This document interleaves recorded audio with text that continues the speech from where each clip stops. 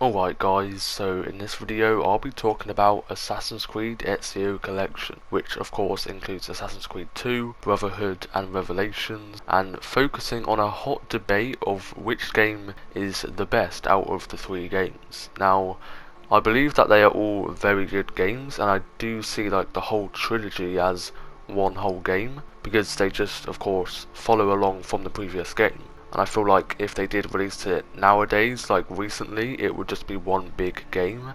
As I think it's 19 hours for the first one, then 15 hours, and then 12 hours. And then of course that would be like 45 hours, which is, you know, quite a common length for like recent video games.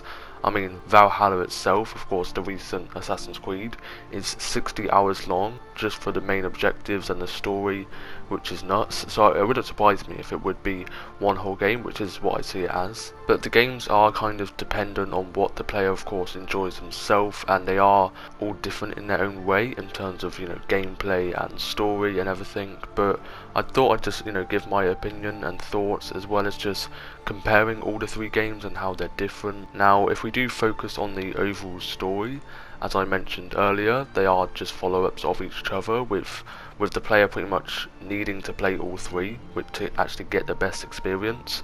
Otherwise, if you skip one or two, then it wouldn't really make as much sense, and it kind of makes the story as not as significant if you don't play them all. The whole series, especially in the earliest game of Assassin's Creed 2, it's heavily based on the character, of course, of Ezio Auditore, and mainly just how he grew up and he became a well-renowned assassin, which is definitely what makes the story work so well, and how it's, you know, it's so loved to this day. Basically, just seeing his whole journey throughout the whole game, with him being some random 17-year-old Italian boy at the start, then around 50 at the end of the game, or at the end of the series, sorry. The whole series just gives us a perspective of the three sort of phases of his life. He of course becomes, you know, more mature from the young assassin in Brotherhood, as he of course aged in that game, also where it takes a lot more like responsibility with leading the whole Brotherhood and, you know, building it all up. Then the final game of Revelations is just such a nice ending to the series, where Ezio is of course a lot older after that, and he's kind of, you know, found his purpose in his life, and it kind of just sums it all up in a great way, making the character development of Ezio so strong in each game. Without any spoilers of course, but with the first game being from Ezio's birth, and then quickly having him learn the assassin life at a young age, and then the ending of Revelations being at such a strong point, which if you've of course played it you'll know, but I don't really want to do too much spoilers. And, you know, everyone does mention that being the best part of the game. It's just done so incredibly well. Once again, just such a powerful way to kind of wrap it all up and kind of conclude the series. And then Brotherhood being in the middle of the three games, where it kind of doesn't feel as important. Now you kind of have to take into account that Revelations obviously is seen better by a lot of OGs and people that of course love the character of Altair, and it did involve him and the closure of his story as well as Ezio after those years. So some people may not, you know, take that effect as much.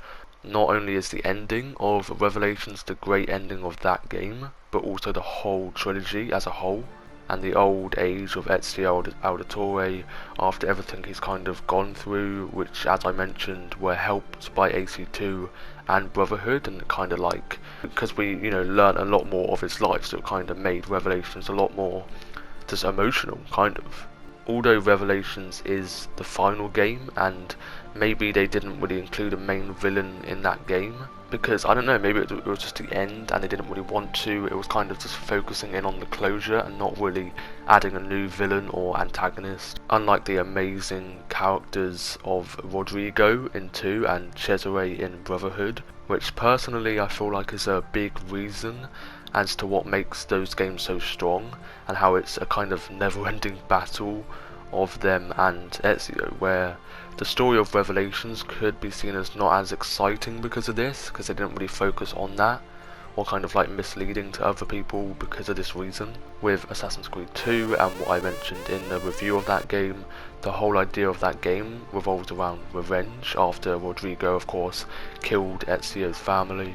I probably should say a spoiler, at the early start of the game, which it kind of makes it so clear to the player that he is the person that Ezio, you know, has a lot of bad blood and hatred for, and it kind of, he'll tunnel vision on him throughout the game and bring out, you know, determination to the player with many different interactions with him where you kind of like believe it's the end of the battle, but it actually isn't, and it just keeps on going. It just provides such a engaging story to the game, leaving it on a really high pedestal in the series in terms of story. Then the antagonist of Cesare in Brotherhood, it could be another reason to why it's kind of lowered for some people in Brotherhood, because he didn't really hit the same, with less hatred in Ezio, although, you know, he did, of course, I mean, this is actually a spoiler, so maybe skip ahead 10 seconds or so, but he did kill Mario, so that's kind of why, although he really isn't as smart as Rodrigo neither, and he also isn't as evil, which is clearly seen to me in Rodrigo's character. Therefore, to say it, the best story of the series has to go to Assassin's Creed 2, in my opinion. Like I said, just the villains of the game and the character development, which I, you know, keep on speaking about. I spoke about it a lot in my review. It's such a strong point in the game, as well as just the phase of Ezio in 2. It leaves it so paramount. And then in terms of the gameplay, I'm not going to speak too much about it, but in the 3 games, because of course they all kind of are similar gameplay, like very similar, especially Brotherhood. It's kind of just smoothened out more in Brotherhood, so they are definitely similar. I think if Brotherhood had some, you know, incredible like upgrade in the gameplay, I think I would boost it up a little bit more, and maybe it will be better than Revelations. But I still think that in terms of story, Revelations is better than Brotherhood, especially because of that ending as well. And then in Revelations, there's some small little, like, because of course how Ezio is a lot older, they obviously add the hook. I don't know why I've forgotten the name. The hook blade. That's what I meant. And yeah, but kind of just because he's older, but just like many little details that they added, but not really much. So they are all very similar, and they kind of just get, you know, just smoother because of, you know, it was kind of like a year later in each of them. It kind of makes sense. But then the story just, you know, just goes all on top of that and makes it so much better. So I feel like the story is the main reason, and because, like I said, Assassin's Creed 2, I feel like it's the best. I generally feel like Assassin's Creed 2 is the best overall, and that is kind of the answer, to be honest. And like I said, it is all just my opinion. It really just does depend on what you like and what you think is kind of important in the game. It just also depends on how much of a fan you are of the whole series and like the lore. But I think that is everything. If you did enjoy this quick little video talking about which one is the best out of Assassin's Creed 2, Brotherhood and Revelations, and the whole Ezio trilogy or collection, if you did, then hit that like button down below, and of course you can subscribe to the channel as well if you are new to the channel and if you would like to. And I think that is everything, and bye bye.